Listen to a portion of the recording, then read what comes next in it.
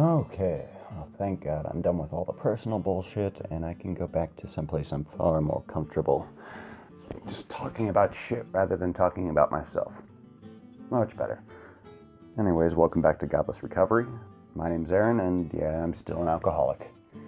So now that I've gotten the other aspects of this journey to recovery, so to speak, out of the way, I can begin to touch on a few broader topics that I think are pertinent to discussing God, atheism, the 12-step program, some of the common misunderstandings people have, both in and outside of the program when it comes to questions of God, a higher power, and what role that plays in a person's recovery.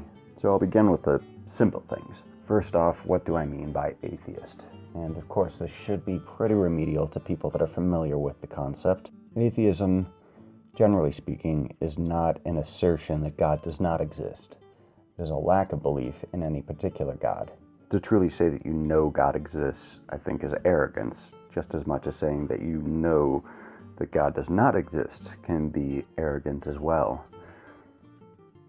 No, in that latter portion, I think that it's important to clarify that to say that something doesn't exist, you have to describe what that thing is.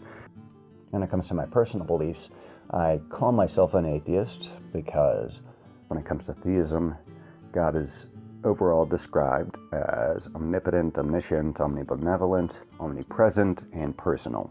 Those tend to be the attributes put onto God when it comes to a monotheistic understanding of what God is. And that is not something that I can accept as believable.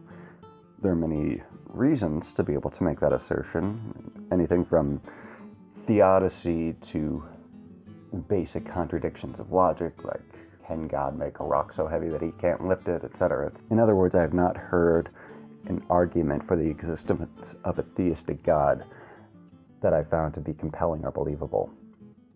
And let's face it, there really are only a very few arguments for the existence of God. You've got the ontological argument, the teleological argument, the cosmological argument, the moral argument, the argument from the presuppositionalists of the argument from knowledge, so to speak. Let's see, what else? The argument from the validity of Scripture, and the argument from personal experience. If there's any others that I missed, feel free to mention them to me, but generally speaking, I think that covers most of them fairly well. Now, with any of those arguments for God, as I said, I have not found them to be compelling or persuasive in any particularly strong manner. Now, on a broader question of, say, atheism, on the nature of God being something so undefinable that we cannot ascribe attributes to God without diminishing what that God may be, perhaps some form of God exists out there, some sort of deistic entity or something that is closer to theistic but that we have no direct access to, and that no particular religious doctrine has been able to fully articulate.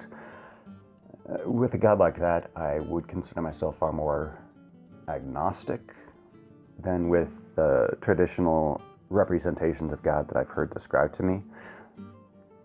The thing or nothing from which all reality emerges, that's a place where I can comfortably consider myself agnostic because, quite frankly, nobody has knowledge of anything outside of our universe, and to assert knowledge or specific claims about something outside of there is dishonest, in my opinion. So what does all this have to do with the AA program and the 12 steps in general? Well, for starters, I have to mention that when it comes to the 12-step program, most people that you know inside of it will confidently assert that you don't need to believe in any particular God. You simply have to believe in a power greater than yourself that can restore you to sanity. Now, if you go through the 12 steps, just reading them off of the list, you'll see that, particularly with steps 2 and 3, even though they claim that any kind of God is acceptable, the God referenced there is a personal God, and even though you'll hear from people arguing that that's not the case, I fail to see how an impersonal God or some other form of God can be asked to remove your defects of character from you. That's simply just not logically consistent. So the 12-step program, as written, has a tendency to endorse a personal God over any other type of deism or pantheism or anything along those lines. And from my personal experience inside of meetings, anytime that I've tried to articulate what I consider to be my higher power, whatever you want to call that, I'm often met with questions of, well, how can you ask that God to remove your defects of character? How can you reach out to that God to deal with your problem of alcoholism? And quite frankly, it's something that can be a very convincing reason to not care much about the program or to find any interest in it. Now, that being said, groups are as diverse as individuals can be. There are many that are very dogmatic and have an extreme sense of religiosity to them and a certain singular right way to go about the 12-step program. Other meetings that you'll go to, you'll find a lot of people that are far more open about what it means to be able to use the 12 steps as a path towards long-term sobriety. So I'm not trying to say that every meeting that you go to, you'll be shit on for not believing in a personal God. However, there are enough of those types of meetings out there that it can be very difficult for a person, particularly early in sobriety, to stick with going to meetings on a regular basis when they feel like those meetings are trying to force them to believe in something that they do not believe in. Not just to be open to it, not just to consider the possibility, but rather asserting that they will not be able to get sober unless they believe in God. And I'm sorry, but that quite frankly is disgusting. It's an insult to any human being that is trying to get past their problems and turns the AA program as a whole into a very cultish sort of clique where you have to believe the right things to be able to fit in. Otherwise, you're considered an outlier, a person who isn't really embracing the program and may be sober for now, but probably is going to relapse over a certain amount of time. And yeah, that's ugly, it's disgusting, it's reprehensible, and it's the kind of stuff that I expect out of a cult, and not out of a group that is trying to help people maintain sobriety. So, given that, why would I bother going to the 12-step program in the first place if what they offer is religion instead of a solution to my problems? So to answer that question, you have to look back into the history of the 12-step program, its origins, and a few of the key people involved at the very outset. So below I've linked a few sources that give a pretty good overview of this history. So the following I'm going to read directly from a source I have linked below. I believe it gives a pretty good synopsis of what exactly they were trying to achieve. In the early 1930s, a well-to-do Rhode Islander, Roland H., visited the noted Swiss psychoanalyst Carl Jung for help with his alcoholism. Jung determined that Roland's case was medically hopeless and that he could only find relief through a vital spiritual experience. Jung directed him to the Oxford group. Roland later introduced fellow Vermonter Eddie T. to the group, and the two men, along with several others, were finally able to keep from drinking by practicing the Oxford group principles. One of Ebby's schoolmate friends from Vermont and a drinking buddy was Bill W. Ebby sought out his old friend at his home at 182 Clinton Street in Brooklyn, New York, to carry on the message of hope. Now approaching 39 years of age, he was learning that his problem was hopeless, progressive, and irreversible. He had sought medical treatment at Towns Hospital in Manhattan, but he was still drinking. Bill was at first unconvinced of Ebby's story of transformation and the claims of the Oxford group, but in December 1934, after again landing in Towns Hospital for treatment, Bill underwent a powerful spiritual experience unlike any he had ever known. His depression and despair were lifted, and he felt free and at peace. Bill stopped drinking and worked the rest of his life to bring that freedom and peace to other alcoholics. The roots of Alcoholics Anonymous were planted. I could go more into detail on this history, but just to add one slight component to it. As far as I've read in various documents around the 12-step program, apparently Bill's spiritual experience was simply experiencing a deep internal sense of peace and harmony, and the room that he was in at Towns Hospital at the time filled with an intense white light, as I've heard it described to me. He considered this to be a spiritual awakening, and when he relayed the spiritual experience to his doctor, the doctor he was under the care of at the time told him whatever that experience was, to hold on to that as a foundation for your recovery.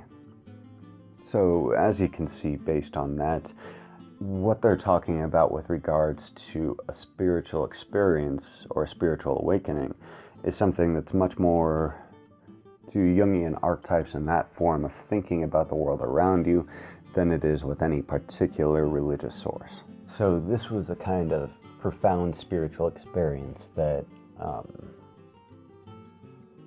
was being spoken of at the origins of the 12-step program.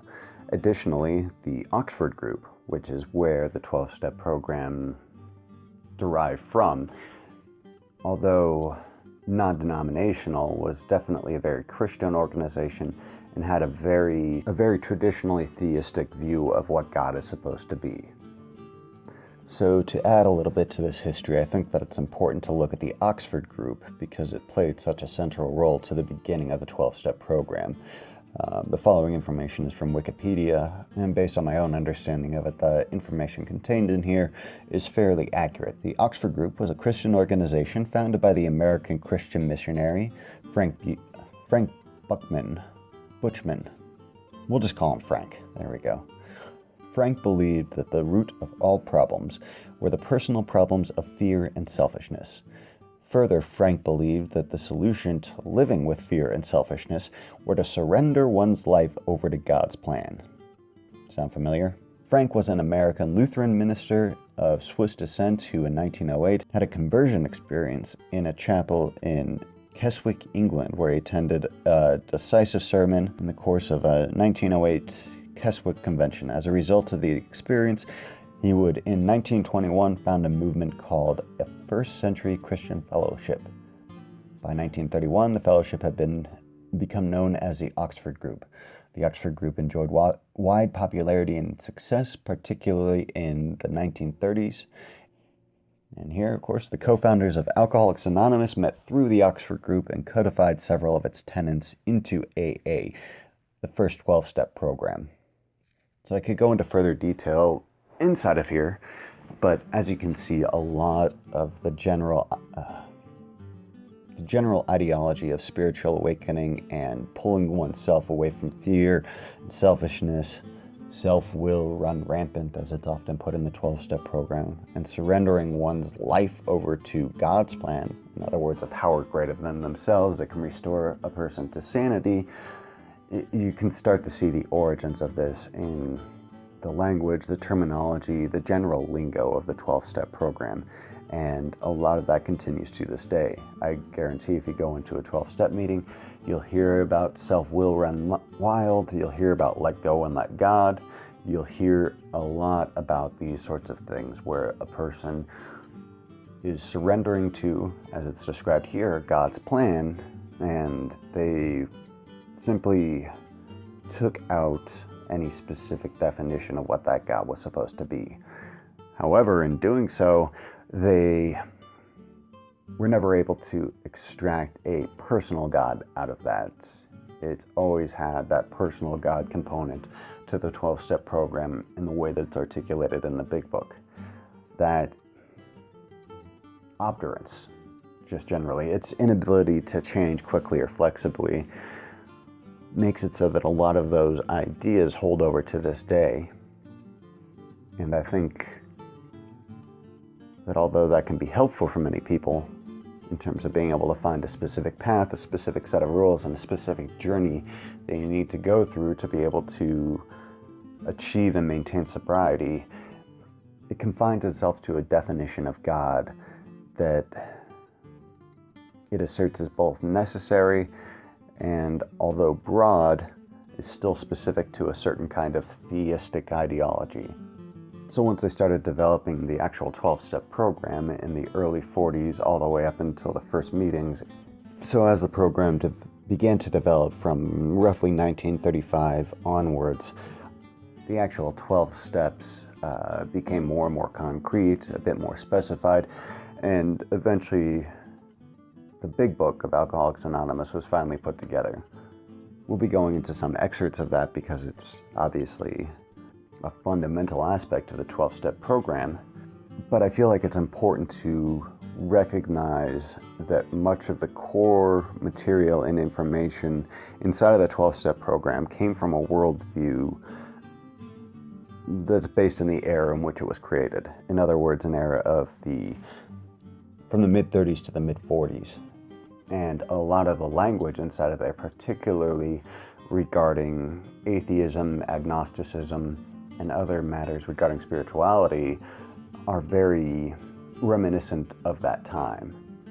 Additionally, the steps themselves revolve around a certain vision of God that was generally considered the most prevalent of the time.